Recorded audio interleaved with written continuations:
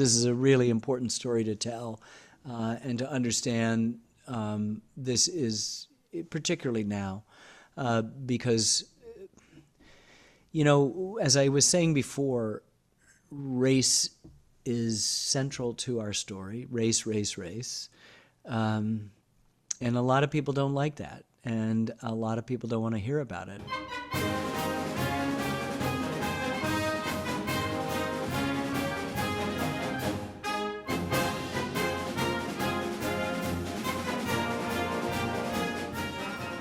Welcome to the End Game, where we discuss race in sports and Michigan State's leadership in that role as the leading program for college football integration. And another leader in that area has been Army, West Point football, and the Army in general. And we're going to kind of blend those two subjects today. I'm honored, as usual, to have my co-host, West Point grad, retired colonel, top executive businessman in America, and the first Black quarterback at his high school in Alabama in 1974, Herman Bowles. Herman, how are you? All right, Tom, doing great, and happy holidays to everybody. And it's great to be reunited with you again. And I'm really looking forward to this segment. And then we have a great father-son combo here, Ernie Pasture.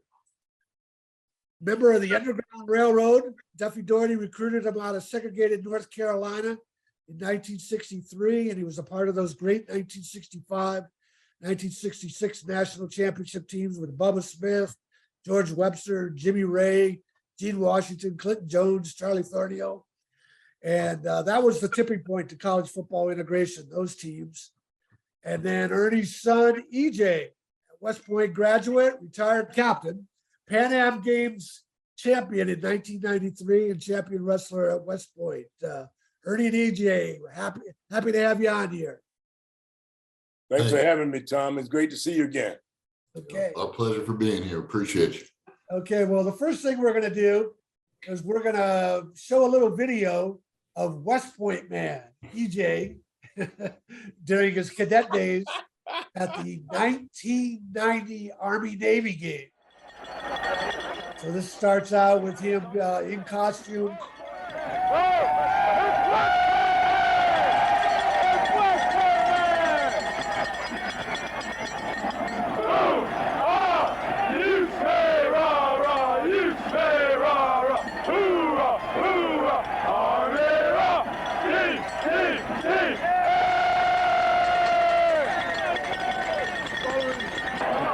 And then he works his way down to the field.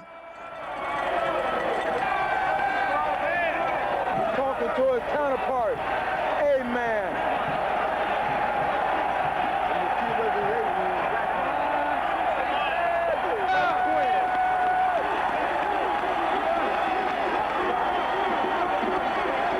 And the TV cameras catch up with him when he mounts the Army mule.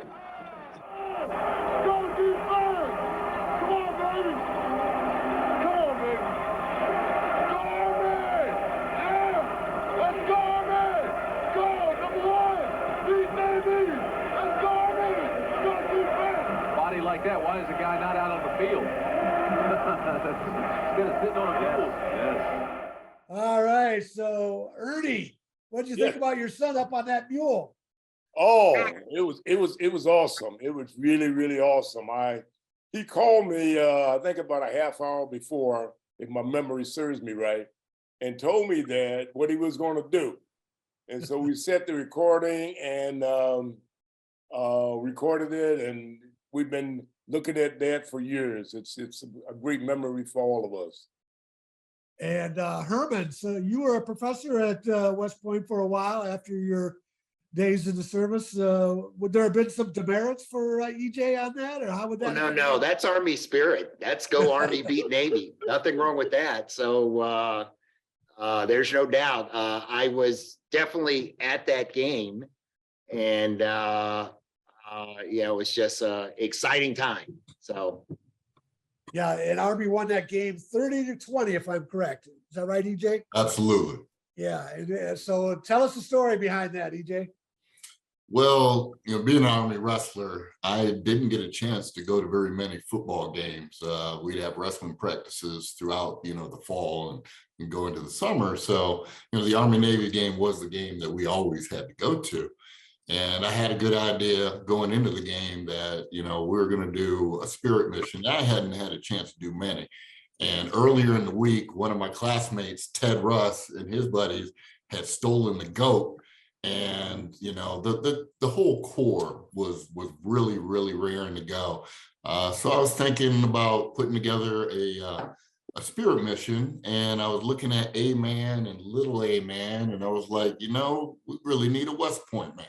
I put together this uniform, like 2 nights before, designed everything, a cape and hood, and went out there on the march on with all of this underneath my full dress uniform for the march on. We get up into the stands, and a couple of my classmates, throw up their jackets around me so I could get, changed into my West Point man costume. And the rest is history. One of my buddies was filming it, came out, I led the corps in a cheer, everybody was going wild. And then I ran down on the field like I belonged there. Nobody stopped me. I'm running up and down the field during the game. I'm on the end zone doing push-ups, for the touchdowns. And it was about third quarter, late in the third quarter, and we're in Philadelphia, Pennsylvania on 8th December, and it was cold. Because you see what I'm wearing. I have nothing but a wrestling singlet, some running tights, and that was it. And as I'm walking up and down the field, leading cheers and having fun, I see the Army mule over there with steam coming off of it. And I go over to the handler and I'm like, you know what? I'd really like to get warm. Do you mind if I sit on the Army mule for a little while? He's like, no, go ahead. And sure enough, no sooner did I get up there, here comes the camera swinging on me. And that's the moment that they captured. I did spend the remainder of that game on the mule to try to stay warm, and had one of the best seats in the house to see our victory. At the end of the game, I got down and I figured I wanted to get a memento for the day. So I went ahead and grabbed one of the game balls that I still have to this day. There's a piece of history. And just to back it up a little bit, I did not tell my parents what I was going to do. I just told them to record the game. Okay. I was going to be on TV. And the first thing my mother said is, honey, don't get arrested. I don't know if she thought I was going to streak or what, but I had a plan. I figured I'd be on TV, and it all worked out. How did you get that game ball, EJ? Well, at the end of the game, folks are heading off the field, and there was one of the ball boys was there, and had a bag of balls for the game for the Army team, and I just asked him if I could have one. He gave it to me. It's interesting you say you didn't get to go to many of the Army Navy football games. When Mike Krzyzewski, the Duke coach, Army grad, of course, and former Army basketball coach, when he was retiring that last season, I asked him once if he planned to go to any of the Army Navy games, because he had been missing them for so many years as a Duke basketball coach. And he said he barely got to go to the games when he was a West Point cadet, because when they went to Philadelphia, Bobby Knight had to practice 3 times a day. So we had a very good wrestling team while we were there. I was in, as a team, we were in the top 20 every year. So the training was serious, and, through wrestling season, we were either preparing or, getting into our seasons late. And, December, we're in full swing for wrestling. Yeah. Okay. So my second book that is coming out soon, should be out soon, is called The Right Thing to Do. And it's a deeper look at how Michigan State led college football integration and the impact at other schools. There was an unwritten quota before Duffy Daugherty smashed it in the 60s that schools, which included USC and Notre Dame, do not believe the myths and fiction about the 1970 USC Alabama game. It's all baloney. USC only had 5 black players on its 1962 national championship team because they followed that unwritten quota. 1962, the Associated Press reported Michigan State had 17 black athletes, which was the most in major college football history. And in part 4 of this book, I talk about the impact of families like Ernie Pasteur's family, where Ernie was able to escape segregation in North Carolina and then look at the success of his family afterwards. EJ being one example. And then he has also a daughter, Tracine, who's a project manager at Cisco in Apex, North Carolina. Tracy. And his daughter, Nicole, was a lawyer for a long time, and she's now a CEO at Vandal Industries, which is an Amway company. Ernie, quite a bit has happened to you in your life since you left segregated North Carolina in 1963. Yes, it has, Tom, and I'm really proud that that my kids followed their parents, okay, by going to college and graduating. Very, very honored and proud of EJ because of what he did at West Point. So it's a very, very special time for our family. And what did that mean to you when Duffy Daugherty offered you a scholarship? Well, it changed my life, you know, growing up in the segregated South. I mean, I was ready to go to college. I was going to go to one of the HBCU colleges, but I was very fortunate that the coach, a white coach from the town, maybe about 10 miles from where we lived in Beaufort, had been following my career. And I was very, very fortunate that he called me over and told me that we was gonna send some letters out. So again, he sent it to the Big Ten, he sent letters to the Pac-10, and I received, I think, about 30 scholarships from that. I could have gone into school in the Pac-10 or the Big Ten. Came to Michigan State and met my beautiful wife. And again, three great kids that I'm on heaven. I'm in heaven. I really am. I'd like to know, Ernie, out of those 30 opportunities, why Michigan State? Well, Duffy Daugherty visited my home back in '63. And he was the only white guy that ever visited my home, invited. And my mother cooked a Southern meal for him, collard greens, fried chicken, you know, sweet potato pie, the whole works, pinto beans. Duffy finished his meal and asked for seconds. And you know, a black woman in the South, if you ask for seconds, that's the biggest compliment that you can get. My mother fell in love with Duffy, and the rest is history. I came to Michigan State and I loved it. And EJ, you know, when I have a chance to talk to kids about my books, I often tell them segregation is recent history, not ancient history, which they think. Talk about how you began to understand how important your dad's opportunity was to him, and then, of course, to you and your two sisters down the road. Well, you know, growing up, you know, in a interracial family was not a common thing back then. Matter of fact, my parents got married before the love case was adjudicated in the Supreme Court. So it was illegal in most states for blacks and whites to get married. So there weren't very many people like me. You know, the challenges of, you know, too white to be black, too black to be white has always been present in my, you know, in my life. The stares, the comments, you know, whenever we traveled anywhere, the fact that we couldn't stay in, you know, hotels and motels in a lot of states between Michigan and North Carolina. When we traveled, we'd have to stay with family or friends. It was evident, but you know, it never held us back from going anywhere or doing anything. We just knew that's what we had to deal with and got on with our lives. And Herman, your story is similar, that you got the chance at West Point, and then your sons are all successful as well. Talk about that. Well, I mean, you know, Ernie, you know, I was born in the 50s, but raised as a impressionable child in the 60s and saw all of the indignities, EJ, that you're talking about, from not being able to go to the front door of the movie theater, right? Ernie, we had to go to the side door, then we had to go to the balcony. That was just like a universal unwritten rule. The issue of the KKK being as prevalent as they want to be on the streets didn't bother you, but it was certainly intimidating. The signs on the water fountains, right, Ernie? Whites only. Absolutely. Color Okay, only. this is where you go. Color And only. then Ernie, if we had the opportunity to go out and eat, we had to go to the back of the restaurant to get our food. Okay, so those are those things. And again, I think EJ, my kids graduated from West Point in 05 and 11, so they're a little after you. However, what your dad went through, probably more severe than what I went through because I was a few years after him. And then to have this opportunity to have our kids go, and you and I both know that West Point is a meritocracy. We don't care what color you are. We don't care what you do.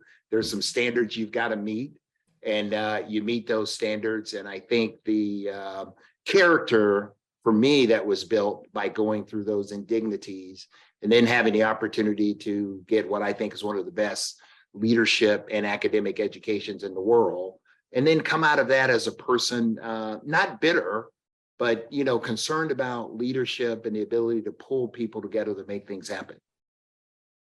And then Ernie, you went into education, you were a teacher, and then you were an assistant principal at Grand Rapids Union, only 27 years old. And a big reason you got hired is because Grand Rapids was having trouble with busing.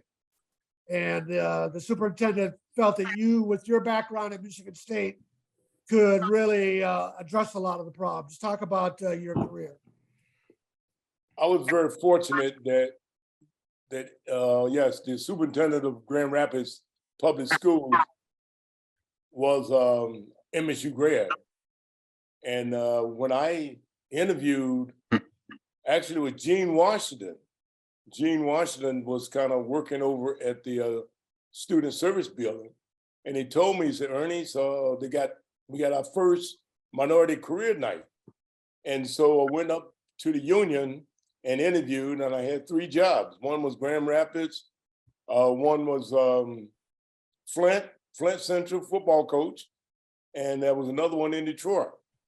And so I had my choice of either one of those. I wanted to go to administration, high school administration. So I was fortunate enough that Phil Runkle called me after I sent my information in about the interview, and he called me and invited me to his office. And we talked about football. We talked about Duffy. We talked about Bubble, and he talked about my family.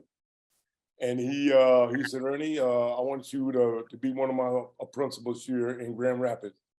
And again, I was very, very young. I didn't know I'd never been to Grand Rapids before, never knew anything about the school system, but I accepted the job. And we were there for, I think, 12 or 14 years. And how much having Duffy as a mentor helped you in that job? Well, You had some tough stuff to handle. Yes, I did. Yes, I did. Duffy, when I went back after interviewing with Phil Runkle, I asked Duffy to write me a recommendation. He called his secretary in, Sylvia Thompson, and dictated a letter on my behalf. And that's when Phil Runkle called me again and said, Ernie, I want you to start and be a part of my staff in the fall. And so that's what happened. We went there, EJ got a great education there. It was beautiful, and it was a great move for him to move. When we moved back to Lansing 13 years later, to go to Sexton High School. Sexton High School had one of the best football programs, one of the best wrestling programs. Academically, it was one of the top schools in the state of Michigan. And so EJ, I took a day off and I took him around. Took him to East Lansing with Don Beam. Took him over to Everett, the 4 high schools. And EJ chose Sexton High School. And again, Ron Becker was a coach over there, and he loved EJ. And, Otto Hills and Grand Rapids was a great place to live, but they didn't have very good athletic programs. But when he went to Lansing, Sexton wrestling program was in the top 10, football program was in the top 10, basketball program academic programs, again, was one of the tops in the state. So, Back with back-to-back state champs too. I mean, we had athletes coming out of everywhere, there you go. everywhere. Which sports were you back-to-back state champs? Track and Okay. field. Yep. And besides wrestling and football, what other sports did you play, EJ? That's all I did my junior and senior year. My freshman year and sophomore year, I ran track. But then when I transferred to Sexton, I didn't see a spot on the team for me, number one. And number two, I was getting so much better at wrestling that I really wanted to spend a lot more time in the freestyle and Greco, which comes after the regular season. And if you really want to compete at the upper levels in wrestling, you really need to get into that Greco and freestyle season, which takes you away from baseball or track or any other spring sport. So did you play football in high school? Yes. Okay, I was going to say, if you didn't play football in high school, Ernie would have. That's what I got He was recruited to West very Point good at- for. They wanted me to play football, but that's another story. Yeah. I'm sure Let's see, who we'll- was the coach? Let's see, 80, was it, 90. no, I'm sorry, 90. So we Jim had Young. Jim Young. Yep. Yep. Jim Young recruited me. I was going to play linebacker. I was all area, all district, and honorable mention all state, got picked for the East-West All-Star team. But when I got there, I started working out with the fullbacks because I played both ways in high school. And running the option, I figured at Army, I'm going to get a lot of carries. Coach found me over there working out with the fullbacks and said, you know, if you want to stay on the team, you might want to go work out with the linebackers. And I'm a young, hard-headed man. I'm looking around thinking none of these fullbacks are any better than me. So the next thing I knew, I was on the cut list. So I had to find something else to do. Walked over to the wrestling coach. He didn't know me from Adam and asked me if he had a spot on the team. And he's like, I've got 4 guys in your weight class that are state champs from Iowa, Pennsylvania, New York, and South Carolina. I don't need you. And I told him to give me a week. So you give me 1 week. And that week, you let me know if I'm wasting your time. I went in that room and whipped all them boys. That's great. Well, I don't often get a chance to talk about the Cherry Bowl, Tom, that Army played Michigan State. Do you? Whoa. We don't want to talk about that? No. It's okay. Bro. It's all right. Eddie, do you remember that game? We went to that game. Oh, okay. Yeah. Yeah, we were at that game, Detroit. I was working for a paper in San Diego at the time, and Marv Braden was the Chargers assistant coach. And I had known him. He was Michigan State assistant coach for Darrell Rogers when I worked for the State News. And Braden told me beforehand that Army was going to win that game, that Michigan State won't know what to do against the option. And he was right. And they did. And Ernie, and I know 3 years ago you were rooting for us against Michigan when we almost took them down. Should have. Yes. No I was doubt. hoping that you guys beat them, man. But wouldn't be. You know, one of the things I wanted to talk about, EJ was a special young man. He was very, very athletic. He was very, very smart. Math and science was his thing. So you knew growing up that he was going to be special. I was his football coach when he was very young, Pee Wee League. And you could tell at that time that his talents was much better than the younger kids that he was playing with. And so he was a hell of a swimmer. EJ was a hell of a swimmer. Well, EJ, excuse me for Ernie for interrupting you, but EJ, tell our audience what it was for most Black cadets swimming at West Point in the rock slide. Please do that. Well, fortunately, I didn't experience the rock I know slide. you didn't. But You were a swimmer. that's the majority of the class are usually African Americans, and because what happens is your first week or so in there is you got that 10-minute swim, and they judge you on how long you could swim. If you could swim all 10 minutes, you qualify and you don't have to take swim class. And depending on how far you swim into that 10 minutes, depending on what level you are. Since I was a great swimmer, I did not have to take swim class and ended up taking scuba instead. I'm sorry to interrupt you, Ernie. Please. That's all right. He told the story better than I did. I just had to get that out because I was Rock Squad, so I Sounds know. like some painful memories, Herman. Hey, EJ, but I also I'm a Ranger as well, so I obviously Wow. overcame it. Absolutely. Yeah, Roger Staubach, of course, is a Navy quarterback and Heisman Trophy winner, and he talks about how he almost drowned because of that rock drill. So Ernie, Um, continue. I'm sorry. You were talking about what a great young man and the various sports, and Yeah, you recognized it early that there was something special very, about it. very special with EJ. So we just try to nurture those talents that he had. And by the time he was at West Point, he was ready, Okay, EJ, academically and physically. of course, your dad is a high school principal, administrator, and your mom was a lawyer.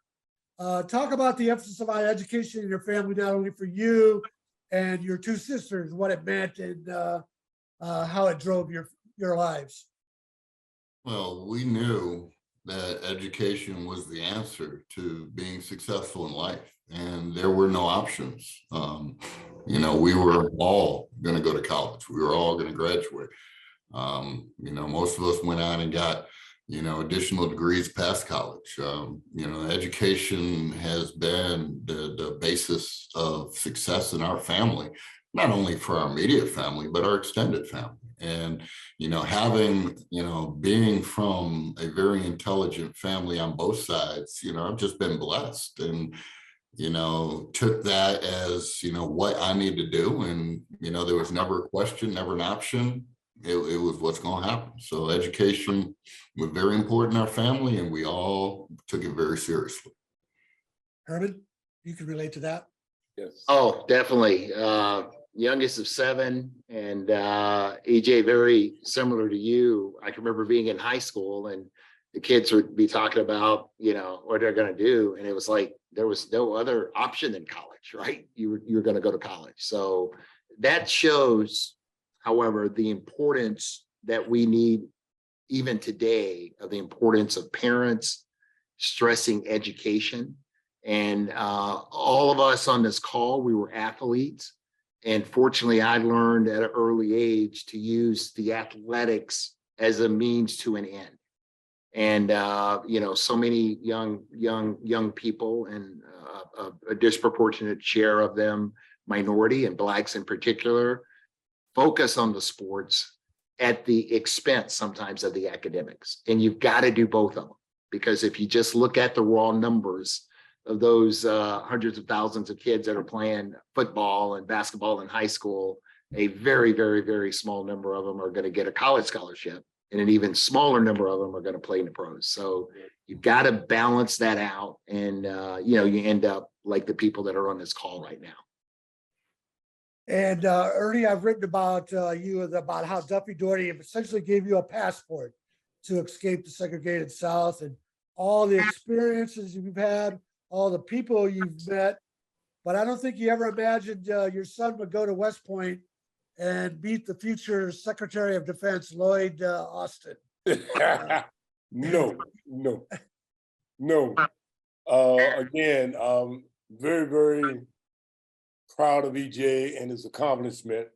I tell you, his senior year, where the cadets marched on the football field before the game, was the most impressive thing that I have seen. And so I was very, very proud to see him being a part of that. And most of our family was there. As a matter of fact, all of our family. His grandmother was there, his aunt was there, all of my kids were there at his graduation ceremony. And to see him march out there and have the support from his family, and to see at the end when everybody's name was called and they threw their hats up in the air. I mean, tell you, it just brought chills from my body, and I am forever grateful for that. Bringing tears to EJ, my talk. Lloyd Austin was your tactical commander. Tell us about what that is and your experience with him. Every cadet company has a tactical officer that, gives them, advice and keeps you on the straight and narrow. It's like a direct mentor of an Army person that most of my graduates that have been through it before.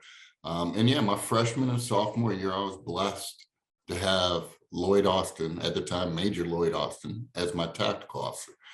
Needless to say, he needed to get me out of a few, pinches here and there. Being, coming from where I came from, I was very, like my father said, very good academically, but the stumbles that I had coming into the school, being kicked off of the football team, having to walk on the wrestling team, and the differences there, wrestling is much more difficult than football. So my grades suffered, and I was trying to cut to 190, which, cutting weight and studying also don't go well together either. Because when you're starving, you're not thinking about thermodynamics or, those kind of things. You're thinking about your next meal, and you go into that mess hall every day, whether or not you're eating, and you see, hundreds of tons of food getting scarfed down. So it was difficult. My freshman year, I was put on academic probation after the first semester and stayed on academic probation until I left. And Lloyd Austin had to go to bat for me before the academic board and keep me on board. And every Christmas, every summer, we'd wait for that call. Is EJ going to be able to stay this semester? And as a result, my West Point, my time there was a little different. Not knowing from semester to semester whether or not I was going to be there, I didn't make a lot of friends. I spent a lot of time in my room studying or in the gym working out. Those were the two places you could always find. And let me add, Tom, I think, and I don't know if you're aware, EJ, but I'm a member of the Defense Policy Board, which is a group of senior distinguished American, excluding me, that actually advise the Secretary of the Army on our defense strategy. And Lloyd was a friend. When I was a cadet, he was a cadet. He graduated in 75. I graduated in 78, and he was a great role model for them then. And after graduation, he and my wife and his wife, we just became very, very good friends. And I am, of all the boards that I've served on, having that opportunity to go into, matter of fact, next week I have a meeting. So we go into the Pentagon, and they're looking for our advice, and I'm in there with, Henry Kissinger is on that board. I was seated next to him last meeting. Madeleine Albright, until she died, she was the chairman of that board. John Huntsman, generals, ambassadors, et cetera, et cetera. It's about 20 of us. And to be in that room, we all have these moments where we pinch ourselves and say, is this really us? Are we really here? But again, the person that Lloyd is, he personally asked me to do that. And it's a privilege to do it. And everything that you say about him, and we call him, as you know, the gentle giant. Desert Screen. Now, hold on now. He wasn't such a gentle giant when you're a plebe at West Point and he's dressing down your company. Here's a story for you. Yeah? I was going to say, EJ, you have a great story about that. Tell us. He was an imposing man. He's always been an imposing man. And as a young man coming up, I was blessed to be around a lot of large African-American successful men that like to talk junk, Bubba Smith, George Webster, all my uncles, I grew up around big Black men that like to talk junk. So one day somebody in our plebe company messed up, and Lloyd was dressing us all down. I mean, the walls were shaking, right? And I'm looking around the room at my classmates, and they're sweating bullets, right? Because they've never been talked to by a big Black man like this. So they're shaking, right? And I'm just looking around like, yeah, buddy. And he came down with this line, and he's like, next one of you that messes up, you and I are going to slow dance. And I got the giggling. And my good buddy played on the football team, broke his leg, didn't make it. Billy Sims, he's he's kicking me up on, I'm sorry, Billy James. Billy James is kicking me underneath the table like, come on, man, come on. It tickled me so much. So I know he didn't appreciate that, but man, looking around that room, watching these guys sweat, I was loving it to see a strong Black man in a position of power, knowing that, hey, maybe someday I can become an Army officer. It gave you that opportunity to believe that you one day can be there. And, I appreciated him so much, and just being there, let alone the leadership and mentoring that he gave us as company, and individually. That's a good transition for us, EJ and Herman, to talk about the meritocracy of the Army. One of the reasons I enjoy writing about Army football so much is I began to realize how important or how great an opportunity this was for a lot of Black kids that were from tougher home lives than EJ. And the chance to become an officer has changed their family trajectory, the way we think about NFL $1 million salaries doing that. It's the same for a lot of these kids that come out of Army, Navy, and Air Force. There were very few Black cadets when you were there, Herman, or when there was EJ was there, but the Army has continued to address these issues, right? I think, Herman, why don't you start talking about that? Yeah, well, if you look back, in the 40s and the 50s, when the integrated unit started, the Army was always a leader in this. Of course, the Air Force was very nascent and new, and we didn't have a lot of people that were pilots at the time. And West Point is the crucible of that leadership. And I'm not saying that everything has always been great at West Point, because we know that West Point is really an accumulation of our society, right? And we bring people in. But I can personally say that there was only one time that I thought, even through the plebe year, and EJ knows what I'm talking about, where you are just lambasted, for no reason, because it's a character building opportunity. There was only probably one time in my 4 years that I thought an individual may have been racist. I'll just use that word. But other than that, it was like the guy next to me got hollered at, I got hollered at, the guy on the other side of me got hollered at. And if you go through an organization like that, where it is the meritocracy, and one thing from even EJ, I think he can say for the academic challenges he had, I don't think there's another school in the nation that would have a support system, i.e., number one, your classmates are going to help you. And EJ, you could go for additional instruction to your professors every day of the week if you want it, and those professors would stay behind to do that work with you. So again, not necessarily perfect, but my time there, both as a cadet and then on the faculty, where I was responsible for being a leader and helping to transition these young men and women to be officers, was there. And then now, and again, for the last 20 years, I've been on the board of directors of the Association of Graduates. And, we're primarily responsible for raising money. However, we do have the opportunity to, provide input to the superintendent. Our last 8 superintendents, I've known every one of them personally, and have picked up the phone at some point and been an advisor in terms of a kitchen cabinet. And one of the things when you're in that situation is you don't assume that you can go and tell somebody what you do. You offer a perspective. And then when you do that, that's when people are willing to listen to you. EJ? It's, my time there saw a bit, but it was quashed pretty quickly generally, especially around me. I did not tolerate much of that. The idea that you're seeing all this Confederate, iconography all over the place. You have a lot of the Southern classmates that believe in American mythology and, stuff that's just not true. Like, the Civil War was a war of Northern aggression, was something I heard in history class more than a couple times, which, then you got to set that stuff right. And I had some interesting discussion with history teachers that ended up making me fail classes because I wanted to bring to them a different perspective of what U.S. history was, instead of what was being shoveled at us. So I had some issues with that at times. My class celebrated the fact that it had the 1,000th Black graduate in it. Well, it also had the 1,000th woman graduate as well. Women had only been graduating from that school for 11 years. Black folks have been graduating for 114 years. Henry Esiason Flipper in 1877. So it was very difficult for African Americans to get through West Point.